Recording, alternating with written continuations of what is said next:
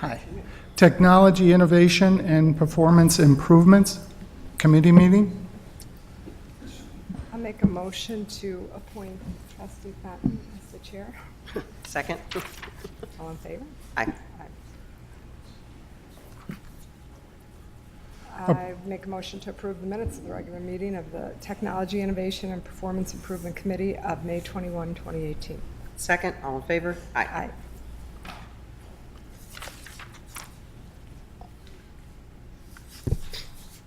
Public Works. Motion for minutes. Yes. Madam Chair, Trustee Ruzick. I move to approve the minutes of the regular meeting of the Public Works of May 21, 2018. Louder, please. Oh, sorry. I'm sorry. I said I move to approve the minutes of the regular meeting of the Public Works of May 21, 2018. Second. All in favor? Aye. LaGrange Road Street Lighting Improvements. John? Madam Chair, this is for the improvement of the streetlights, traffic signals at the intersection of 159th and LaGrange Road. As you're aware, when we did the LaGrange Road Corridor Improvement Project, we upgraded all of the streetlights through the majority of the corridor to black streetlights and black traffic signals. When we did the improvement at 159th and LaGrange Road, it was more than 10 years ago. We had not decided to do that, so we're just circling back, and we're going to replace the existing streetlights with black poles. The nice thing is we will be able to reuse those poles, the ones that are there now. We'll be able to use those as replacements when there's knockdowns or similar damage, because they are used on 159th Street and on Harlem Avenue. The traffic signals will be painted black. It's just not cost effective to replace the poles with black powder coated poles for the traffic signals. And an illuminated street identification sign will be added at the intersection of 159th and LaGrange Road. To match up with the rest of the It'll match the intersections. rest of the corridor. Is there anyone who has any comments in the audience about 159th Street and LaGrange Road lighting? Anyone from the committee? Motion would be in order. Madam Chair, I move to recommend to the Village Board to accept the bid from Utility Dynamics Corporation of Oswego, Illinois for LaGrange Road lighting improvement at a cost not to exceed $269,430.50. Second. All in favor? Aye. Disposal of village equipment, online auction, vehicle and equipment from Public Works Department and CPAC ordinance. We're looking to auction through the online auction another vehicle. We had great success with the last vehicle that we auctioned. We had a reserve price of $1,500 and we got over $4,000 for the vehicle. So this is another specialized piece of equipment vehicle that we're going to look to auction off. We will have a reserve price on it, so if it doesn't meet it, we will explore other avenues. And then there's just two other items that we're looking to get rid of, I believe, an old log splitter and a sandblasting cabinet. Okay. Anyone have any comments about our items that are going to auction? Anyone from the committee? Nope. Trustee Ruzick? Madam Chair, I move to recommend to the Village Board to pass an ordinance entitled Ordinance Authorizing Disposal by Public Auction of Personal Property Owned by the Village of Orland Park, Illinois. Second. All in favor? Aye. One Chevy Tahoe Police Patrol Package purchase. Pretty straightforward, just utilizing the Suburban Purchasing Cooperative for this purchase. We did explore other options, and the Suburban Purchasing Cooperative utilizing Curry Motors was the most cost-effective. Anyone in the audience have any comments about our Chevy Tahoe that we're purchasing for the police department? Anyone on the committee? Nope. Go ahead. Madam Chair, I move to recommend to the Village Board of Trustees to approve the purchase of one 2019 Chevrolet Tahoe Police Patrol Package utilizing the Suburban Purchasing Cooperative vendor, Curry Motors of Frankfort, Illinois, in an amount not to exceed $37,286.53. Second. All in favor? Aye. Hydrant flow testing for main capacity proposal. Madam Chair, as part of good management of our water system, we are required to flow fire hydrants to make sure that there are no issues, no closed valves to make sure that we do have proper fire flows. The information is also used by the Insurance Service Organization for setting fire rates. We went out to bid. We did only receive one bidder from the contractor that has done our fire flow testing for the past, 15 years at least. We split the village up into 3 quadrants. We do 1/3 of the village each year for 3 years, and then we take 2 years off, and then we do it again. So we're on a 5-year cycle to touch each and every hydrant to make sure that it's operating and there's no problems. Does anyone have any questions or comments about our hydrant flow testing? Anyone from the committee? I do. Oh, good. Why do you think we only got one response? I was actually considering requesting to waive the bid process. This is a very specialized task that's done. Emmy Simpson is really the only game in town.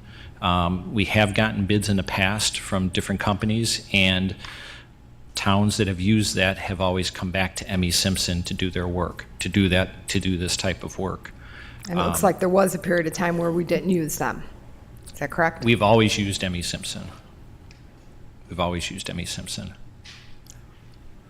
It looks like there was between 2010 and 2013. It was. That's because we were in that 2 years the off. 2 year, we were in the 2 years off. And we might have been a little Got tardy it, in got it. 2013 Got it, to do okay. it. We just weren't doing it those years. Okay. Okay. The prices that we're receiving are consistent with what we have received in the past. Okay. All right. Madam Chair, Trustee Ruzick? I move to recommend to the village board to approve accepting the proposal from Emmy Simpson Company, Inc. of Valparaiso, Indiana for hydrant flow testing for main capacity at a cost of $47 a hydrant for 2018, $48 a hydrant for 2019, and $49 a hydrant for 2020 at a total cost not to exceed the board-approved budgeted amount. Second, all in favor? Aye. 2018 roadway parking lot multi-use pass asphalt pavement maintenance bid award. This is the bid for doing our asphalt patching on village roads. It's for patching village parking lots, for seal coating parking lots, and for striping parking lots. We did receive four bids on this. The cost came in lower than the engineer's estimate, which was great to see. I am requesting, however, that the full board-approved budgeted amount be allocated to this because, unfortunately, we have no shortage of need to do patching. So we want to try and take advantage of the good pricing that we receive to do as much as we can. And when John and I spoke about this, it's allowing us to enhance our program that we currently have scheduled for 2018. Because of the cost savings, we're going to be able to expand it even further. And these, we're going to be doing ones that we would have maybe done next year, Right. this year. Correct, absolutely. So it'll be ahead of schedule. Okay. Is there anyone that has in the audience with any comments about our patching program? Trustee Ruzick, any comments? Nope. Motion would be in order. I move to recommend to the village board to accept the bid from Advantage Paving Solutions, Inc. of Joliet, Illinois for the 2018 roadway parking lot multi-use path asphalt pavement maintenance project in an amount not to exceed $825,000, which equals $573,243.50, plus $251,756.50 contingency. Second, all in favor? Aye.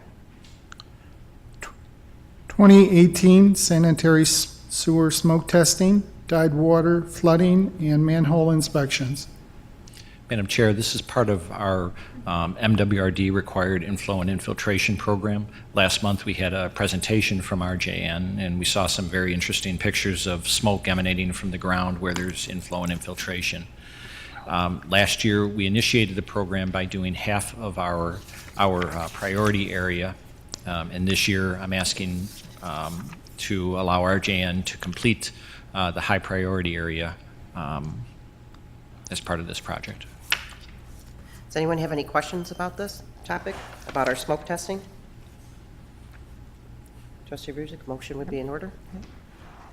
I move to recommend to the village board to waive the bid process and recommend to approve the proposal for 2018 sanitary sewer smoke testing, dyed water flooding, and manhole inspections, MWRD Priority Sewer Basin, second half from RJN Group of Wheaton, Illinois, for an amount not to exceed $137,282.55, which equals $127,282.55, plus $10,000 contingency. Second, all in favor? Aye. Development Service Planning and Engineering Committee, Trustee Dodge, Trustee Fenton, Here. Chairman Rusick. Here. Approval of May 21st, 2018 Development Service Planning and Engineering Committee meetings, minutes. Oops. Excuse Trustee me. Fenton. Move to approve the minutes of the regular meeting of Development Services Planning and Engineering Committee of May 21st, 2018. Second. All in favor? Aye. Aye. The Point, Carrie? Madam Chair, tonight we have, we're requesting a recommendation to approve a new multifamily development known as The Point. This is located at the corner of 143rd and Southwest Highway, 14352 Southwest Highway. This project, the village has been working with the petitioner for a number of months on this. It will result in the construction of a multifamily building with 64 units in it. In addition to the project, we will be, we've negotiated with the petitioner to secure the necessary right-of-way needed for the ultimate improvement of that intersection located there. So that is good news for this project. This was reviewed at the Planning Commission public hearing last week and recommended for approval tonight. The petitioner is represented here tonight by Mr. David Sossin if the committee has any questions as well. So, is there anyone here in the audience who has any questions or comments? Do you want to come up? You know, we have a lot. Can you come up? You want to come up to the You have to come up and podium? state your name. State your name, your address. Mary Jane Safransky. I live not far from that property, and I'm wondering what is the occupancy rate of the existing apartments, and do we need more? I think the petitioner would like to respond to that as well as I think our staff can. Yes. Thank you for your question. Our last check is 98%. And with regard to the other project to the east of there, that the lease-up rate is far in excess of what was projected. So there is a need and demand. And this site is walking right across the street to the train station.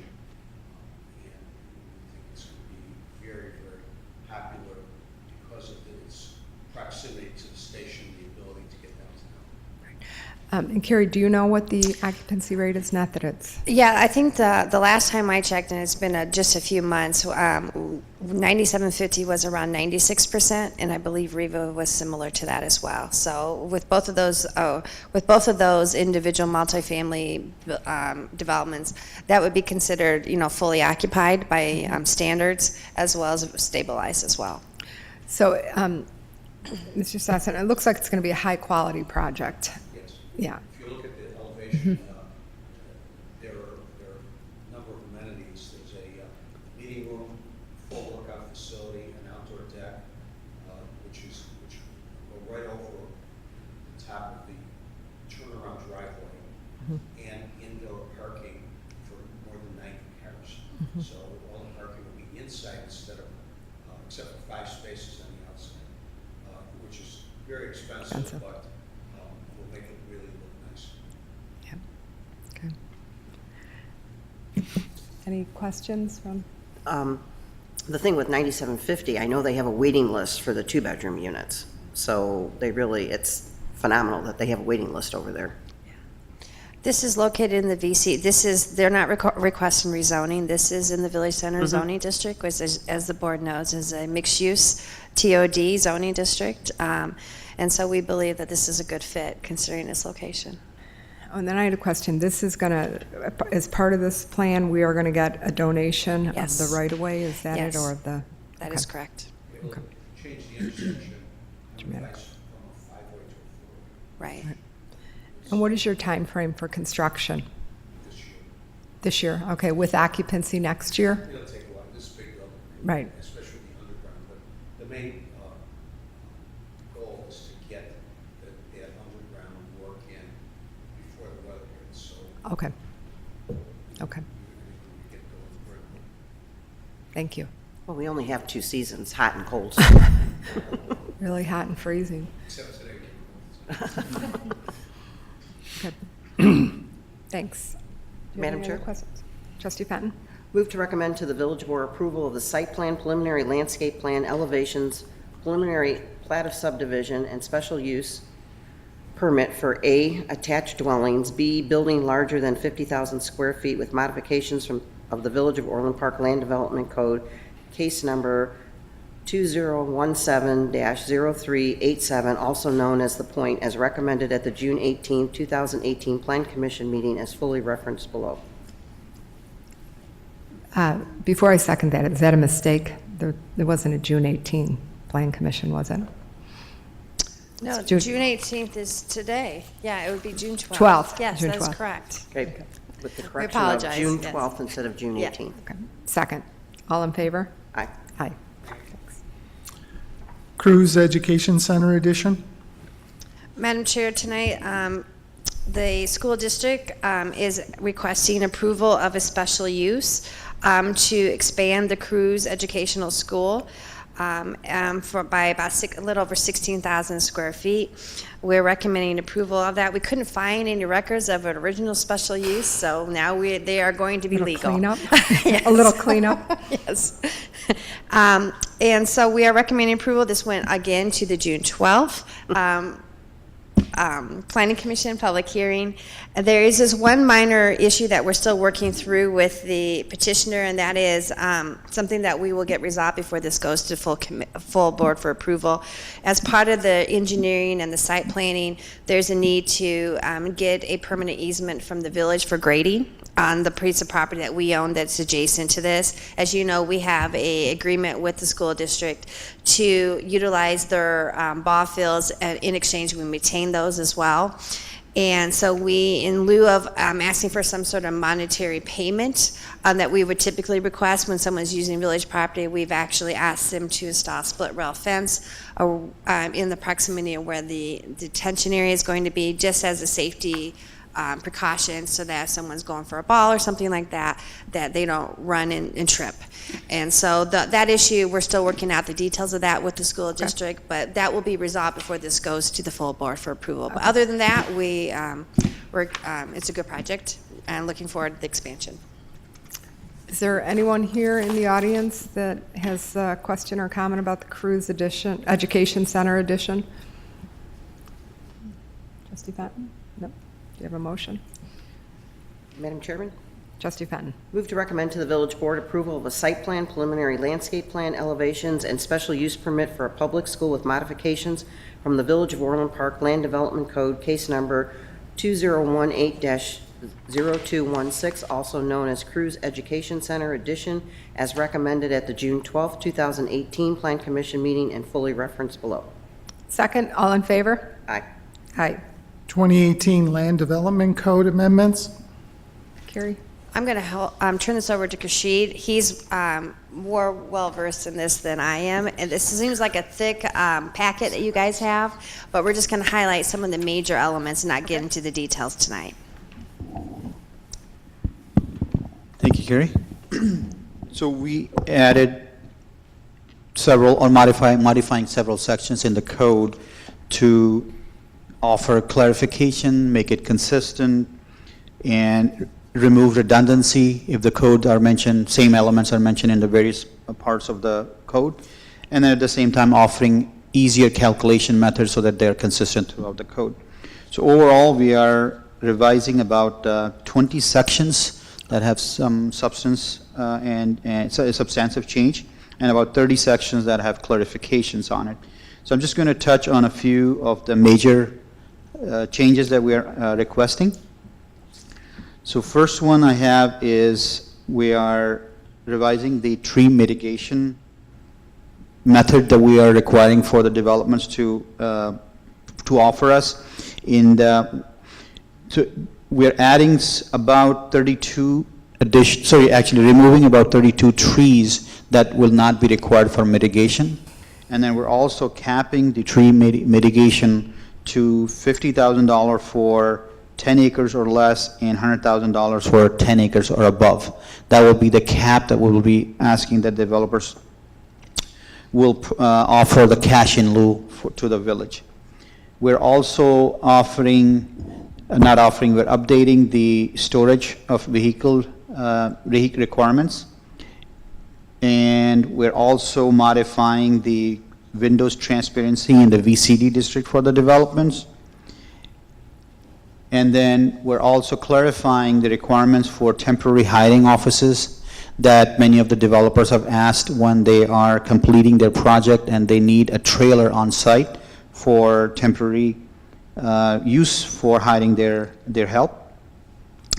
And then we're also increasing the size of the storage shed from 144 square foot to 200 square foot, as well as we're increasing the height of the shed from 13 foot to 15 foot.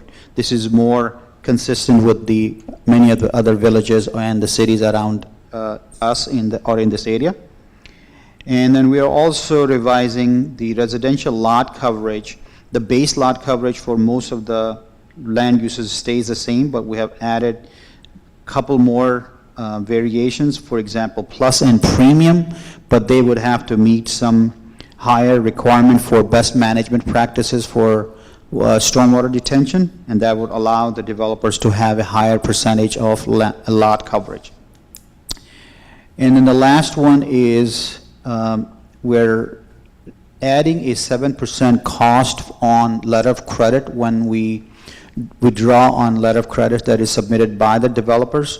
Our intent is to never withdraw on letter of credits, but in cases when the public development or improvements are not completed, we are on the hook to complete their design process and execute those development or improvements. But we have no way of recovering the time and effort that the village staff puts into it, which is typically in the industry is about 10%. When we are requesting that we be allowed to add 7% of the construction or improvement cost be added as our time and effort in the project. So that is a quick summary of the various elements that we have. If you have any specific questions, I'll be happy to answer. Is there anyone here in the audience who has a question regarding the Land Development Code amendments? Trustee Fenton, you have a question? I have a question on the outside storage of vehicles. So I'm guessing that's on page 22 to 23? Oops, which my computer is not letting me do that. It's coloring. Look what it did.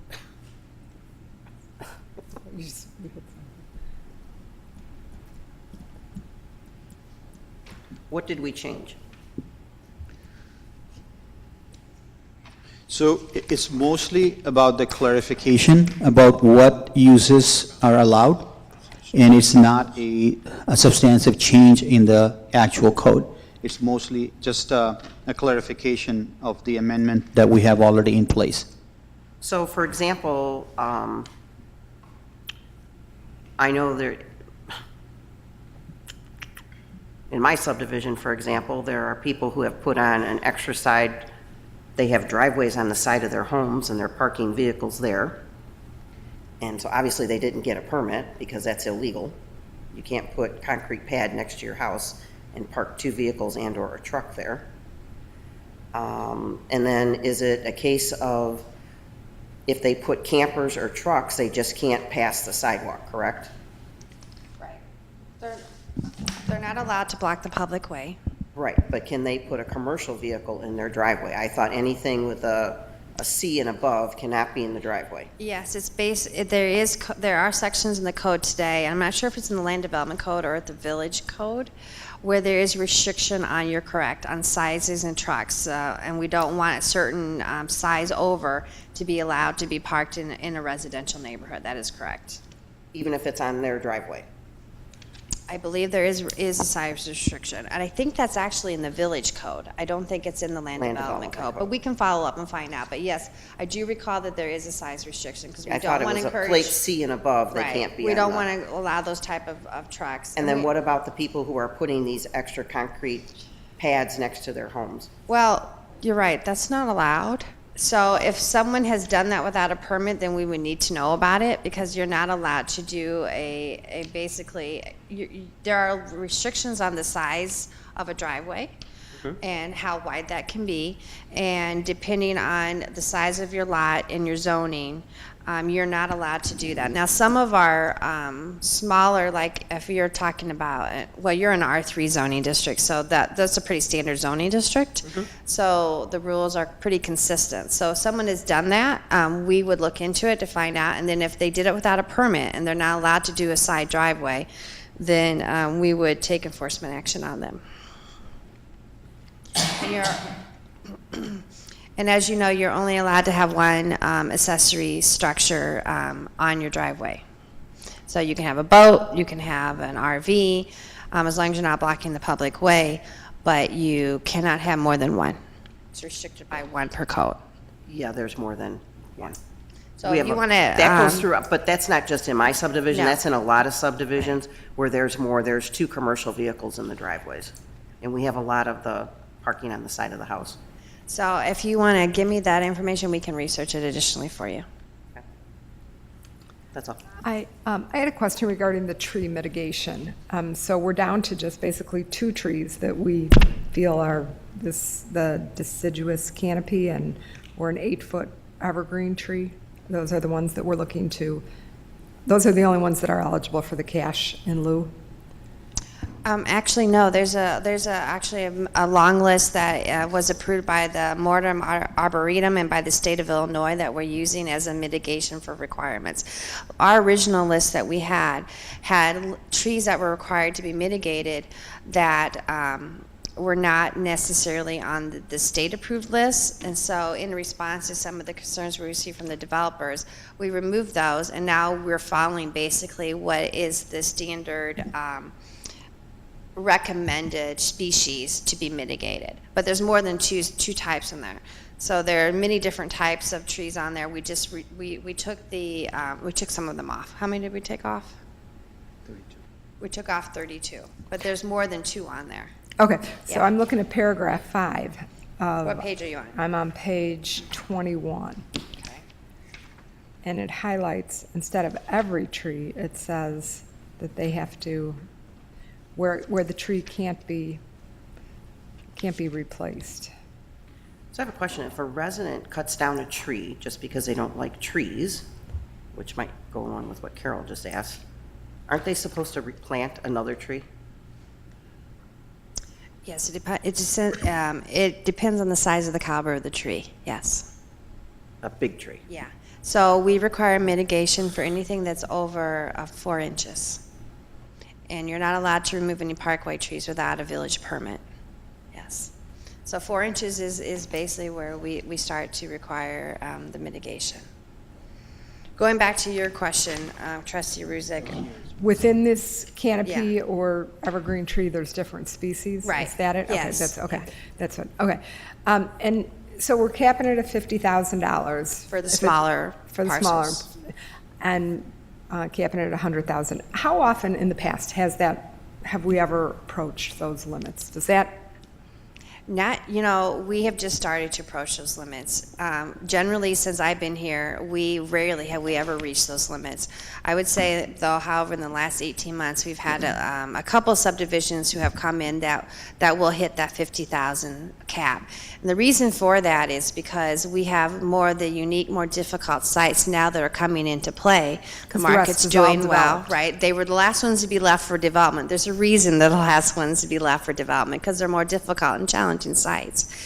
And all the farmland, as you know, is owned by Gallagher and Henry, and they're not really building right now. So we have these smaller residential sites that are now coming into play, which happen to have a lot of trees on there. Some of them have wetlands. So it's a little bit more challenging to develop, and therefore this is where we're now starting to see this happening throughout Orland Park, where because of the amount of vegetation on the site, they are hitting that 50,000 or more tree mitigation requirement. It's impossible to mitigate on site for such a small piece. That's why we have the cash in lieu of option. But we have hit that twice in the last 18 months and we anticipate we could hit it for a few other sites as well. And as long as we're talking about it, can you just explain what the rationale for the cash in lieu is? Yeah, so the cash in lieu, when they can't mitigate on site, they'll pay us for that, and then we put that in a separate set aside. We call it the Green Infrastructure Fund. It's a restricted fund, and then we use that money to plant trees or do other type of green infrastructure projects throughout the village. So we may not be replacing it in that particular geographic area, but it is being kept and used to beautify Orland Park and enhance the vegetation and the trees. Okay. Madam Chair. So a couple points on that. We did study a few other jurisdictions, how they handle that, and we learned that some of the jurisdictions use $5,000 per acre, and that's one of the reasons that we looked at it. And the other example on our case is we have a current project we looked at there without any mitigation modification that we're requesting. They were coming up at about a little over $100,000 once we applied this removal of trees and then the mitigation recommendations we have. They came down to almost $52,000. So this $50,000 is not an arbitrary number. We looked at that and we said that 52, we just basically capped it at 50,000 for a 10-acre site or less. And that's the logic we have used, that other jurisdictions and our calculations based on these mitigations when we applied to those. Yeah, and the smaller ones are not a concern to me. It's kind of the larger ones. But if you're saying that there aren't many projects that would be over 10 acres that haven't been developed in the village, then. Okay. Any questions? Sure. Just kind of, have we ever thought of some way to get out to the residents what the tree policy is? For example, the people who are cutting trees down because they don't like leaves? Yes, we have periodically put it out in our newsletters and stuff, but we're getting ready to do another one. The deadline is in a few weeks. We can remind people. I think a lot of people do think that if a parkway tree is their tree. It's not. It's a village-owned tree in the parkway, so we have restrictions on parkway trees. But then we do allow trees to be taken down as long as they're under a certain size, and you don't have to get a permit to do that. But if they are over a certain size, we classify them as a heritage tree, and therefore there are certain mitigations they have to do. But we can send that message out again. I think it would be very informative for residents. Yeah. Madam Chair? Trustee Patton. Move to recommend to the Village Board of Trustees approval of the 2018 Land Development Code Amendments 1 as recommended at the June 12th Plan Commission meeting and fully referenced below. Second. Oh, did I? I was just going to say the motion read June 13th, by the way. I changed it. I wrote myself a note. All in favor? Aye. Aye. I-80 and Wolf Road interchange. Madam Chair, this has been before the committee, I think about 6 weeks ago, where we had brought this forward, and we had received a proposal from V3, and Kurt Corrigan is here from V3 tonight to answer any questions, to study, this is a pre-concept feasibility stage of a project, to really study some high-level options as well as constraints and opportunities if we were able to secure additional funding for an interchange at Wolf Road and I-80. We originally discussed having a partnership with Mokina to do that, and where we could split the costs of this study. However, at this time, we do believe, I think Mokina is still studying whether this is the right location for them, or maybe there's another location. But putting that issue aside, we still believe that this is a good project to take a look at. We have things that we need to identify on our own side of the house, so to speak. We have a tank farm very close to this intersection and some other things that we want to look at. So really this is money that's budgeted in the capital budget. Actually, there's $300,000 budgeted. So this is a small portion of that for us to begin the work and to be able to bring back some high-level options for further discussion with the village board. Is there anyone in the public that has any questions regarding the I-80 and Wolf Road interchange study? Any trustees? I have a question. So if this goes forward, are we still going to continue, even though there's $300,000 budgeted? Why would we continue to go forward with this if Mokina's not going to be on board because we're not going to fund this ourselves?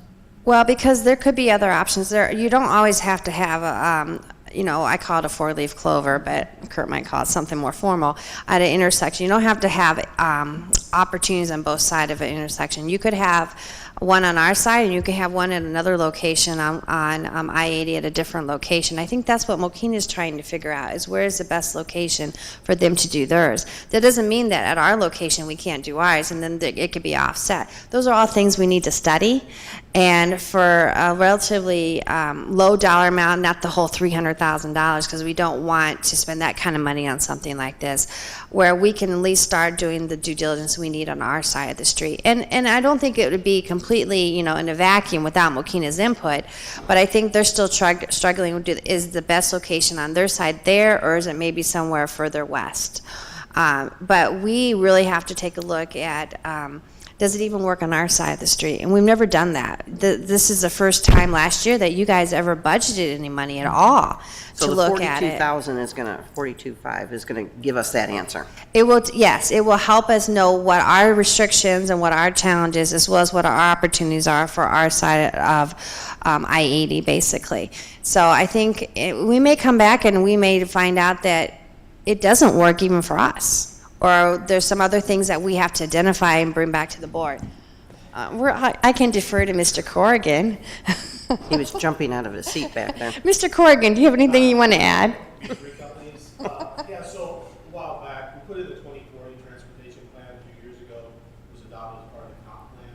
It's always been something that when I was starting here in 2012, hey, we should look at this, we should look at this, and we've always just talked about it. So I think having a high level geometric, analysis of what we can do down there, even to go to talk to Mokina and some of the neighboring communities, the advantages and disadvantages.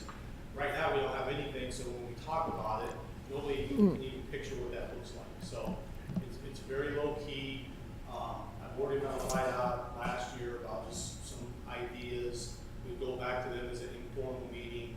Nothing's going to be reviewed from an access justification report. It's just really high level. How would it even fit a couple scenarios? Just kind of start with that, and then if it progresses forward, then obviously there's other agencies that we need to get involved with. But it's just to have something in our hands to be able to walk around and talk about.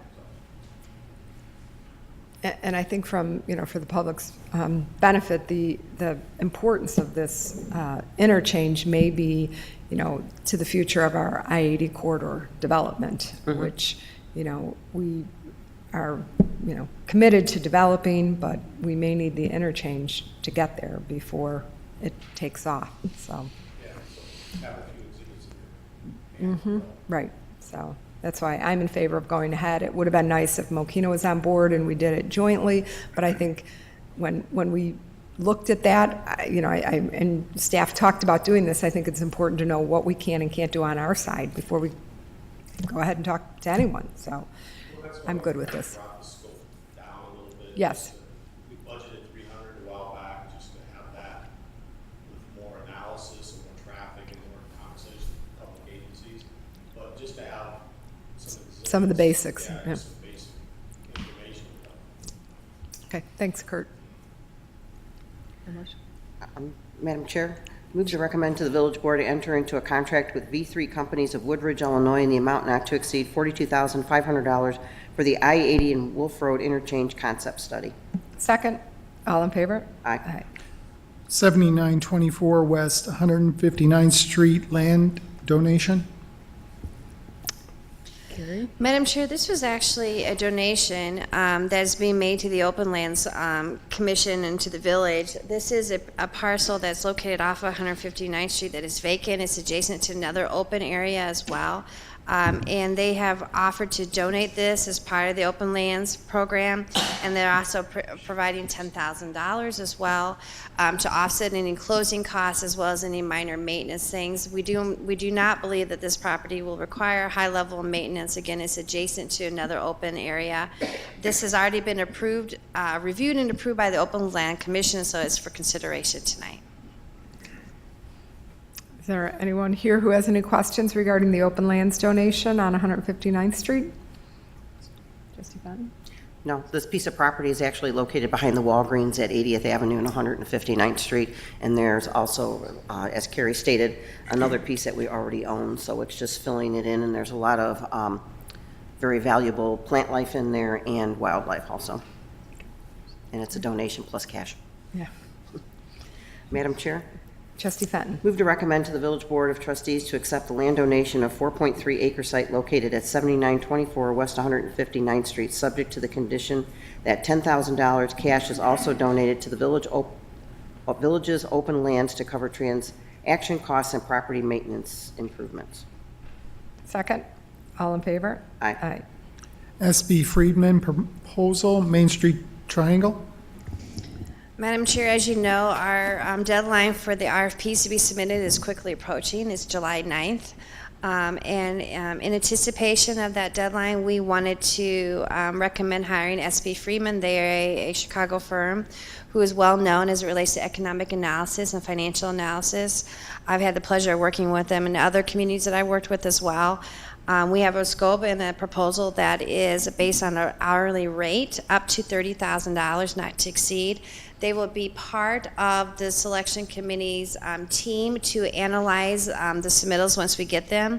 They don't get a vote in it. That's still rests with the selection committee and ultimately the entire village board, but we think that their expertise would be very useful in evaluating the proposals. There's money budgeted in the TIF fund for this type of consulting work as well. Is there anyone in the audience who has any questions regarding the proposal regarding the Main Street Triangle? Any questions, Kathy? Nope. No. Just so, I don't think it was totally clear, but the RFPs are for the downtown. We're going to be in the process of selecting the developer. There's 2 developers that have submitted and that we're going to be, interviewing and working with, and this would be a consultant to help us do the due diligence on their plans and on the developer themselves. So, is there a motion, Kathy? Sure. Move to recommend to the Village Board approval of the contract with SB Friedman in the amount not to exceed $30,000 as outlined. Second, all in favor? Aye. Aye. Land Development Code Amendment, signs.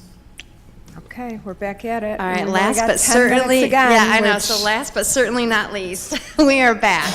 So our goal tonight is to get input from the committee on, as it relates specifically to temporary signs, and how we define temporary signs and what the current code currently allows, what the proposed amendment you have in front of you includes, and then if you look at this, and you have this handout in front of you, and then if you look at the orange column, it is the area where we believe that we need some additional guidance and direction from the committee on. I am going to hand this off to our signage expert, which is now Stephanie Malmberg, and no one knows the code like she does. And so she's going to walk you through each one of these, and then we want your feedback on what some other options, whether you want us to include them in the final draft or not include them in. And we're just going to focus tonight on the temporary signage because that seems to be the area that has the most concern. So. Okay. All right, thank you, Carrie. So again, this is just going to be primarily about the temporary sign regulations. If you have any other questions or comments about the bulk of the sign code that you have in front of you as well, please let me know. First, I'm going to take these by the type. So we're going to go portable A-frame signs, then banners, then feather flags, then pennants, then hot air balloons and inflatables. And I'm just going to read this across so we kind of can see the comparison between the current code, the proposed amendments, and some discussion and considerations in that orange column. So A-frame and portable signs, also known as sandwich boards, are currently prohibited. The proposed code change would make it an exempt sign, so it would not require a permit. There would be certain location requirements. There would be 1 per tenant allowed. It has to be wood or aluminum, not the plastic type. A certain square footage of 7 square feet, 54 inches in height, securely anchored so it doesn't blow over, and must be brought inside when the business is closed. So here we're wondering, do we like those regulations to be proposed, or do we want to keep it prohibited?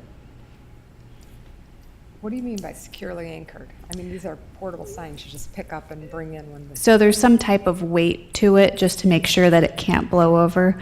There's hooks, you could hook it into, or you could weigh it down with a brick or some other type of material. We just don't want it to blow over and blow into the street or a drive aisle or something like that. do you have any comments? My comment would be 7 square feet, 54 inches high. That's a big sign. I mean, usually when you talk about an A-frame or, the sandwich board, it's just, like this, like we use out in front of the museum. That's 3 by, yeah, so this is, you Yeah. researched this. This is a typical size. I looked on several websites and in other several communities' codes to see how they regulate, and this is a typical size. But if you'd like to restrict it to be shorter or smaller, we can certainly do that. Madam Chair, the sign itself is only 3.5 feet by 2 feet. The frame itself is bigger than that. So you need to have borders around it for it to make it structurally viable to stand up. The sign itself is only 3.5 feet by 2 feet. So then why are we going 54 inches high? That includes the, You Yeah, I need know, to, but that's still a big sign. the sign, you consider the sign really to be where the sign face is only 7 square feet.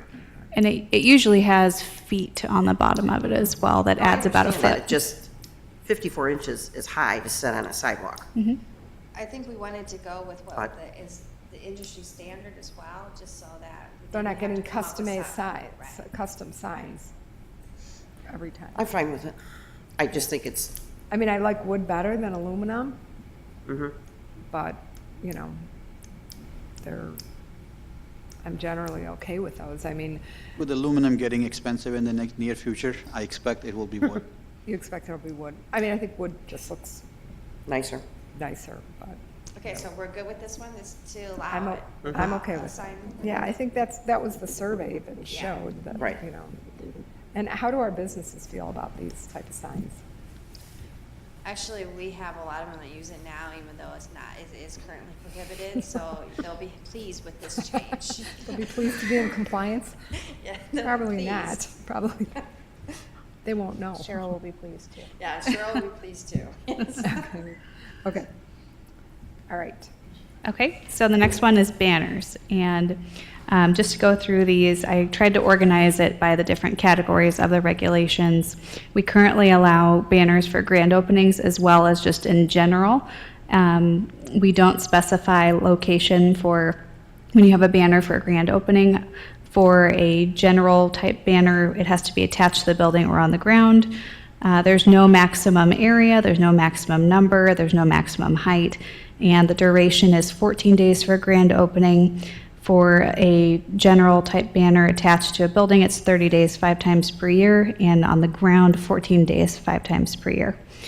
So we're proposing some additional regulations for these that have restrictions to the area, number, and height, since we don't have those currently. Banners would be generally allowed, no matter what the circumstance, per the draft, and they'd be allowed on the wall or on the ground. For a residential type land use, up to 25 square feet. For non-residential, it would be the same size sign that you would be allowed for a typical permanent wall sign, which is 1 square foot per linear foot of tenant frontage. So again, if you have 25 feet of tenant frontage width, 25 square feet for your banner. The maximum number for residential land use would be 1 per right-of-way frontage. For non-residential is 1 per tenant frontage.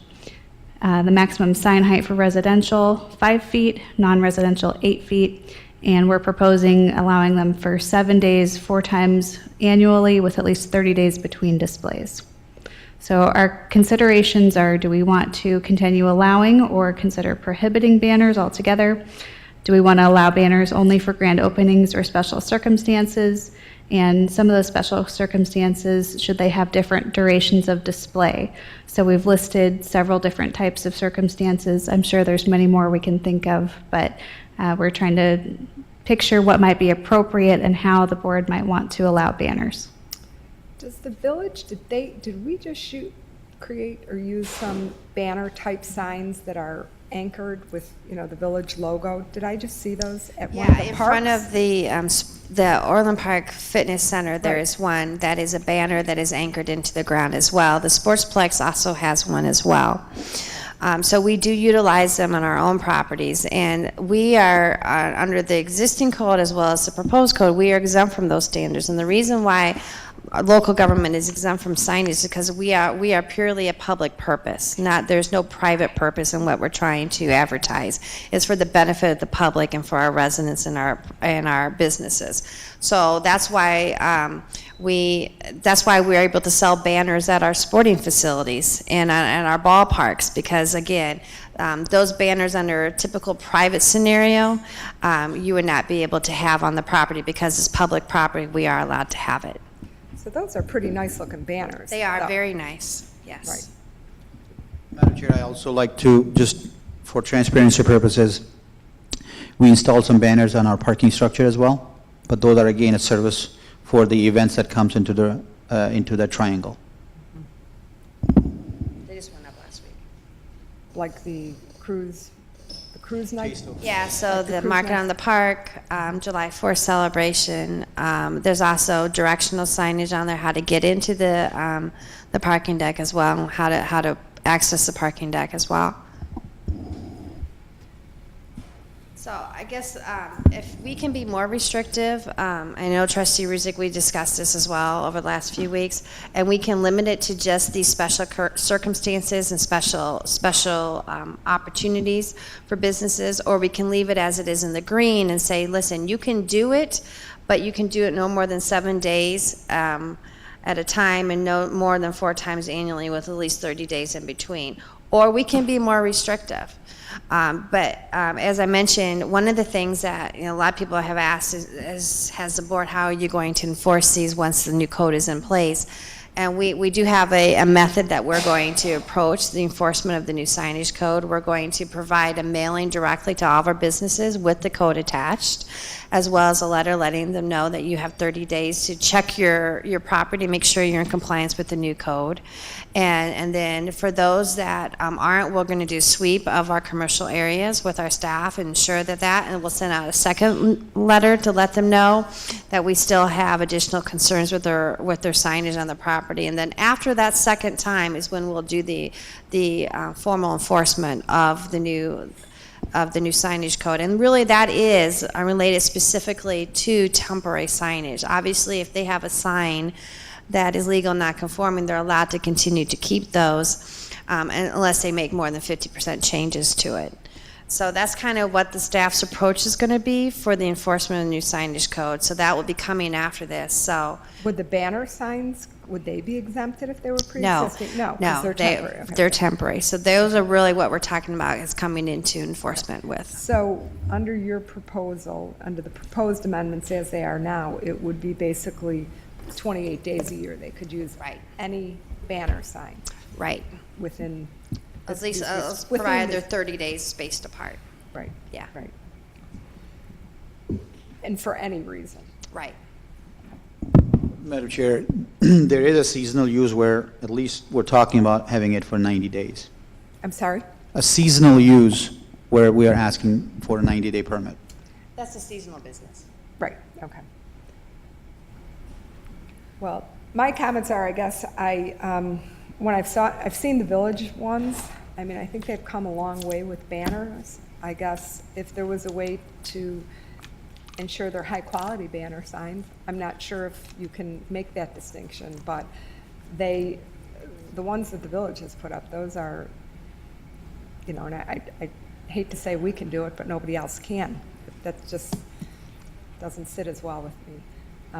So I guess I would be okay with the proposed amendment that you have in there.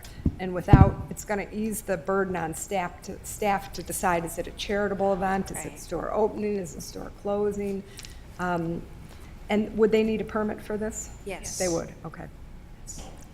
And I From- think that you can always become more restrictive if you find the need to do so, but for us to come out of the gate being completely restrictive, this is going to be a big shift for all of our local businesses. So the green could be a good compromise to start with to see how it goes. Right. And I think it's going to be easier on staff. It will In be. terms of you trying to Right. decide it's a grand opening, and is it Right. really a grand opening? So those are just my thoughts. Madam Chair, businesses are doing it. Many cases, they don't come to us, they just do it. Right. And then, so that's a staff challenge, but again, we have been receiving quite a few requests for these type of uses, and it's difficult for us to say completely no on those requests. Well, I like the ideas in the orange, or the peach color, whatever color you want to call that better. Last weekend, and I turned into staff, there were so many signs that are out of compliance. LaGrange Road looked like some big flag-bearing, banner-bearing, like there was some big festival going on. It really looked sad. It took away there was no aesthetic pleasing, any thing that looked halfway decent on LaGrange Road at 159th. I wrote down all the addresses, turned them into staff, and it was, stuff that's proposed was already out there. It was like nobody gave two hoots, they just did whatever they wanted to. I think 7 days, 4 times annually, I think that's too much. Just because, there again, if everybody complied, it would be great. We don't have the staff, they do it on the weekends. So they know nobody's working, so nobody's gonna come by, they're not gonna take their signs down, they're not gonna slap their hand and say, you're not supposed to do it. And that's the sad part about the enforcement. We don't have the staff to enforce this, especially on the weekends. I don't know if somebody needs to not work Monday through Friday and work on a Saturday or a Sunday to make all these businesses comply. And even with the proposed, they're still getting they're doing it now. So, I don't know, and I know Trustee Dodge was totally against banners completely. But he's not here, so I guess his opinion's We have a irrelevant. split of opinion. So I guess you'll have to take this to the board. Okay. We can do so. The only thing I can, that's fine. or That's fine. hold We the can do trustee. that. I mean, I do I want think to it's just a- cover pennants and. Sure. I know we're running over feather flags, because I know this has been wondering, and Trustee Fenton, the majority of the complaints Right, that were she the gave flags. were the flags. those are You the know, big right- tall flags. Yeah, and Okay. so they were a long time prohibited. You were Prohibited. not allowed to do them at all. And then we started having more of our big road construction projects. We changed the code to allow them, and so now they're everywhere. Right. You know, and some of them are in better shape than others. Some of them hang out there until they're falling apart. It is an enforcement nightmare. It can be an enforcement nightmare for my staff to do those things. So one of the things that I know that we discussed previously that we want clear direction on you guys from is, do you want to just prohibit those again? You can still allow the banner. They still have the opportunity for a temporary banner. We can discuss that with the collective board and get that direction. But on the feathers and the flags, we can just go back to prohibiting them, which is the way it was before, really before the LaGrange Road widening project started. That would be my preference. Mine too. Because I always viewed that as something we did as a concession during the Right. LaGrange Road. The businesses, you know, it helped the businesses during that time. And now LaGrange Road is done and beautiful, but it's filled with flags that I don't think are beautiful. Right. It is a right fact that they are not maintained. As they Right. get deteriorate, they just get continue to ripped. keep it that way. Okay. So, and I guess pennants, I'm not sure what the difference, what Pennants are the are pennants? like the triangle flags, you know, that are on a pennant where Oh. model homes, think of a model home, Okay. you know. we Or have the- sometimes car lots, Yeah. or there's certain restaurants that have them, and it's like a triangular Very similar to the on feather a flag. string, Okay, yeah, I'd say prohibit those too. gone, I would say. these kinds of things. And hot air balloons, we did leave these in the code just for grand openings. But again, I just need direction from you, whether you want to just strike them completely. I am okay with them during grand openings, you know, for 14 days. I think they do give, you know, well, they draw your eye to the hot air balloon, but I'm not offended by them as long as they come down. Now, if you're going to tell me it's hard to get them to take down, No, then those don't are let them actually put them up. pretty easy to spot. Those are easy to spot, I would assume. They're not going to hide those. No, no. So I'm we'll fine just with it. allow them then for grand openings only. Just, okay. Mm-hmm. All right. Okay, well, for the banners, we will, we will clean this up, get a final draft, and then we will take it on to the board for input. You know, and I apologize, there was someone who signed in to speak. Ray Ald, would you like to come up? I know you spoke last time, and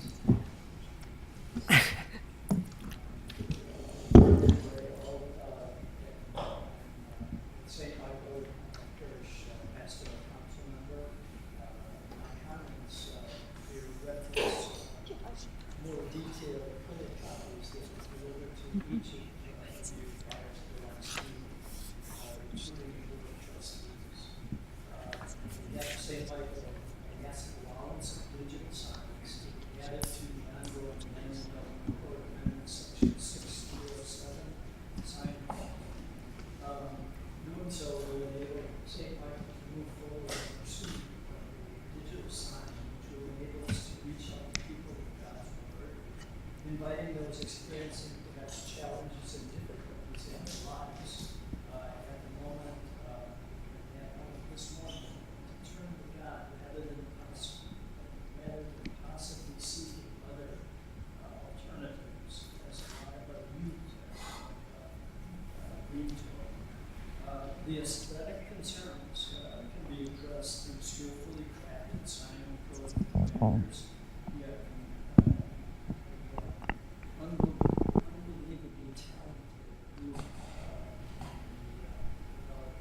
services dealing with those type of issues. St. Michael's proposed sign includes architectural treatments which are sometimes apparent prior to recognize it as a digitally operated sign. Now, historical data now shows commercial areas can experience business increases of lower operating costs. The village could then experience increases in tax revenue. In addition to the points previously outlined in the materials that we received from the several weeks ago, digital signs can enable the village itself to strategically place signs for people's safety and welfare. They can be used for weather alerts, amber alerts, those fleeing law enforcement in and outside the village. Recent technological advances enable individual devices to be controlled through secure internet connections. Distance is no obstacle whatsoever. And they can be controlled from law enforcement headquarters here in the village, fire department headquarters, and the village hall itself. Distance, again, is no obstacle. So we have a lot of issues, I think, supporting the value of digital signs. And I think that the issues that were brought up in terms of aesthetics, those things can be addressed through well-crafted sign ordinance parameters. So thank you so much for allowing me to speak on behalf of St. Michael Church. thank you, Mr. Ald. So we really haven't talked about digital signs because I think every board member was opposed to them. And I guess I would say you've heard tonight the problems in enforcement. The problems, while I agree with some of what you say in terms of it could be handled by a well-crafted ordinance, enforcement of it would be a nightmare because if they violated it and we went out to cite them and they turned it off, how do we have proof? So I think enforcement would be very difficult.